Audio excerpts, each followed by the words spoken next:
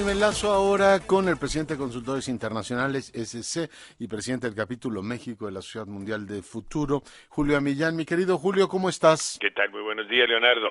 ¿Qué tema abordamos esta semana? Mira, yo creo que uno de los temas sobre la pediatría en el futuro es un tema muy interesante porque en los próximos años será muy diferente la pediatría como la conocemos en la actualidad.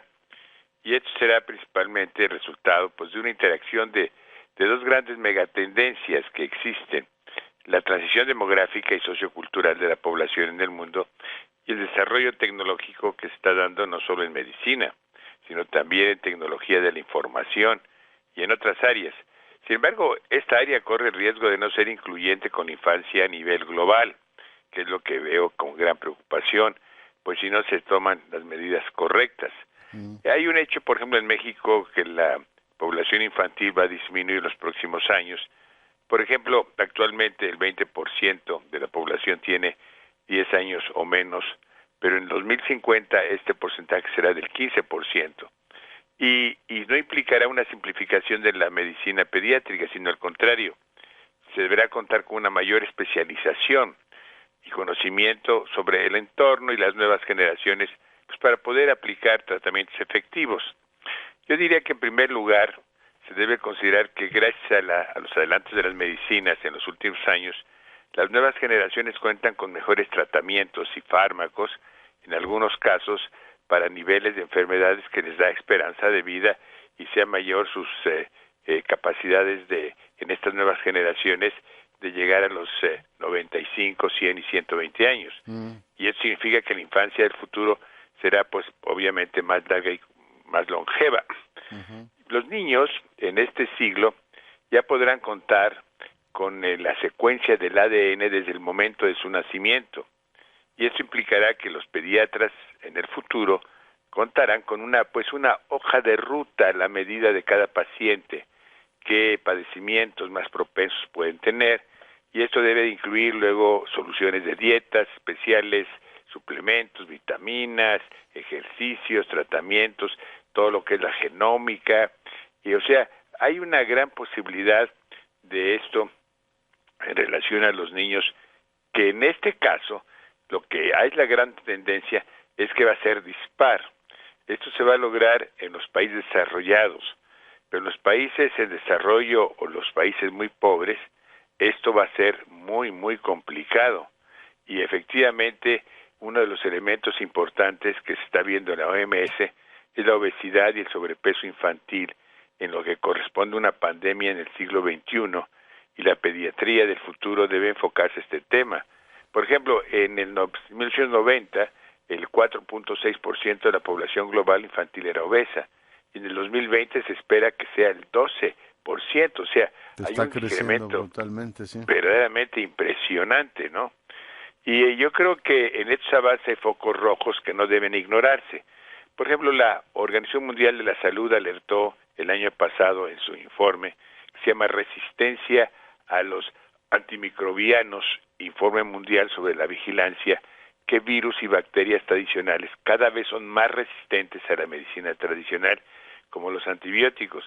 Y en este informe identificó bacterias altamente resistentes que provocan padecimientos gastrointestinales y respiratorios a los cuales los infantes son más proclives, y el riesgo existe en que estos pueden provocar muchas complicaciones en países pobres y en desarrollo, ya donde los avances se han mencionado no se encuentran disponibles para todos, ¿no? O sea, que hay un cambio también de la medicina, hay una resistencia allá a los medicamentos, y en los países pobres esto va a ser muy difícil.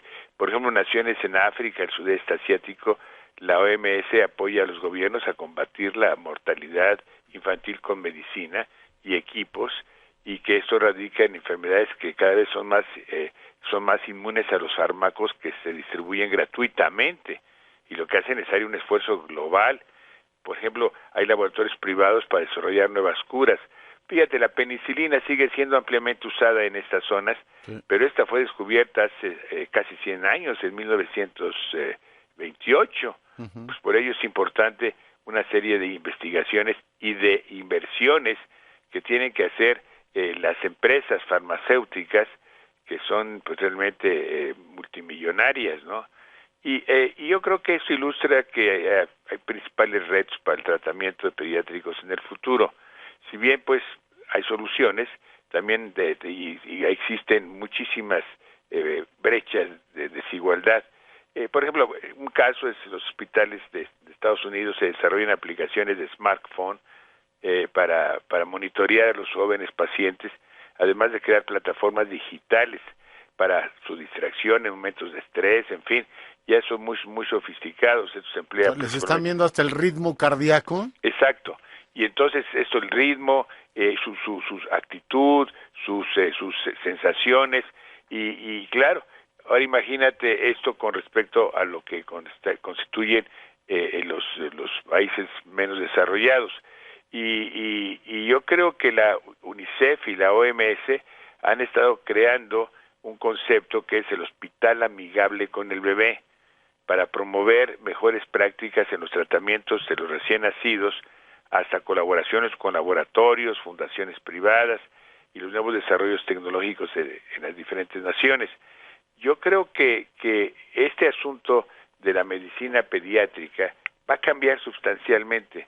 Lo que está muy señalado en lo que constituye la mega tendencia es que esto va a generar desde el inicio de la vida una gran distancia entre los países ricos y los países pobres desarrollados y la población en general, que va a hacer más grande la distancia entre la sobrevivencia de los niños que van a tener recursos, digamos, tecnológicos, de informática y médicos, frente a aquellos de áreas que realmente están muy paupérrimas. Este es el gran problema de la tendencia en cuanto a la medicina pediátrica en el futuro, Leonardo. Comprendo. Pues Julio, no sabes cuánto te agradezco tu comentario. Muy buenos días. Muy buenos días. Para fortuna nuestra, Julio Millán, todos los miércoles en esta primera emisión de Enfoque.